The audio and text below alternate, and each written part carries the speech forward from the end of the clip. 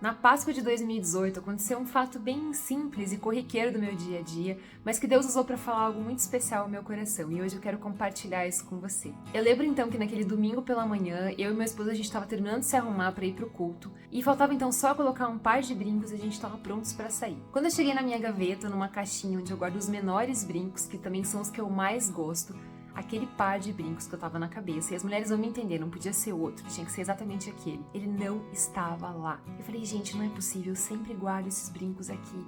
Eles tinham que estar aqui. E daí eu fiquei pensando ali rápido e meu marido já na porta falando, vamos, linda, como é que tá aí? Já tá pronta?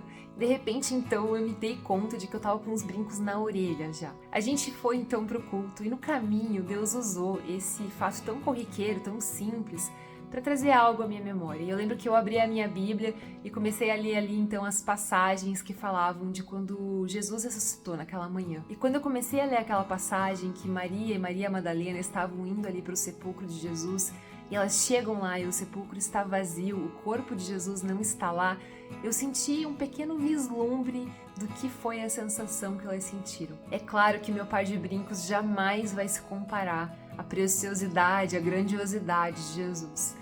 Mas eu pude ter assim um pouquinho de um sentimento de como que seria aquela cena, aquela sensação que elas tiveram quando elas tinham certeza de que encontrariam o corpo dele lá, mas ele não estava. Ele estava vivo, como havia prometido. E hoje eu estava novamente relendo então os trechos, as passagens que temos ali nos evangelhos e que falam sobre a ressurreição de Jesus. E eu gosto de reler todos eles para poder prestar atenção nesses detalhes e aprender coisas novas, porque Deus usa muitas vezes aquelas passagens que a gente já leu tantas vezes para falar de formas diferentes com a gente. E hoje eu percebi duas coisas diferentes que eu não havia percebido antes e que eu quero muito poder te contar. A primeira delas que me chamou a atenção é que mesmo tendo os discípulos andado 3 anos junto com o Mestre, junto com Jesus, vendo os milagres que ele fez, as coisas que ele operou, a sabedoria com que ele falava, tendo aprendido tantas coisas que Jesus ensinou, mesmo assim eles duvidaram de que Jesus poderia ressuscitar. E quantas vezes na nossa vida a gente já experimentou tantos milagres que Deus fez, tantas experiências que nós vivemos com ele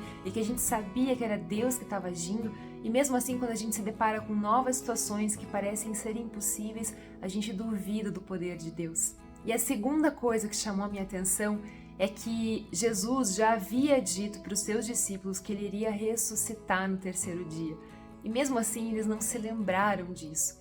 A Bíblia ainda nos conta num dos trechos ali de que o anjo relembrou Maria e Maria Madalena de que Jesus ressuscitaria. E a Bíblia fala que então nessa hora elas lembraram realmente do que ele havia contado, do que ele havia prometido que aconteceria. E na nossa vida novamente, quantas vezes a gente acaba esquecendo das promessas que Deus nos fez, das coisas que ele falou que aconteceriam na nossa vida, ou mesmo da palavra, da Bíblia, tantos ensinamentos. E Deus mesmo sempre deixa muito claro ao longo da Bíblia que ele quer que a gente grave a sua palavra no nosso coração. Só que muitas vezes a gente esquece do que ele falou, a gente esquece do que está nas Escrituras. E hoje, então, eu quero deixar essa reflexão no seu coração. Releia essas passagens da ressurreição de Jesus nos primeiros livros do Novo Testamento. Permita que o Espírito Santo também fale com você. E de repente você vai até perceber algo novo, algo diferente que Deus quer falar contigo. E hoje, é claro, é o grande dia que a gente pode celebrar e se alegrar, porque Jesus está vivo, o sepulcro está vazio, ele ressuscitou.